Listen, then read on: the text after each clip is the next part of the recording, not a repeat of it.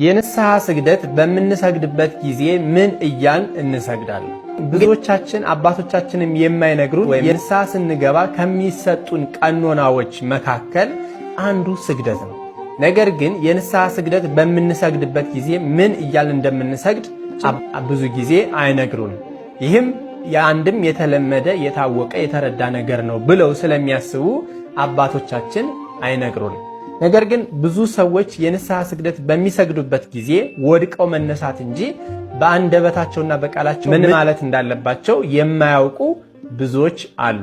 በዚህ ቪዲዮ ንስሐ ስግደት በምንሰግድበት ጊዜ ምን እያልን እንደምንሰግድ እነግራችኋለሁ። እንግዲህ የንስሐ ስግደትን በምንሰግድበት ጊዜ በቅድሚያ 3 ነገሮችን እናደርጋለን።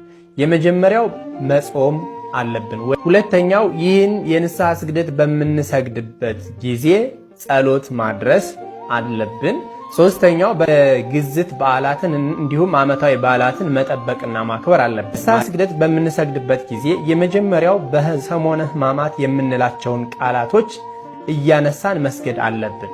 ኪሪያ ላይሶን ኢየሱስ ናየን፣ ኪሪያ ላይሶን አማኑኤል ናየን፣ ኪሪያ ላይሶን ማስያስ ናየን እያልን እነዚህን የመሳሰሉትን በሰሞነ ሕማማት የምንላቸውን ቃላቶች እያልን መስገድ ይገባናል። ይህን ማለት ከከበደን ግን እግዚኦ መሐረነ ክርስቶስ፣ እግዚኦ መሐረነ ክርስቶስ፣ በእንተ ማርያም መሐረነ ክርስቶስ፣ በእንተ ማርያም መሐረነ ክርስቶስ፣ በእንተ ሚካኤል፣ በእንተ ጊዮርጊስ እያልን የምንወደውን የቅዱስ ወይም የጻድቅ ስም እያነሳን መስገድ ይገባል።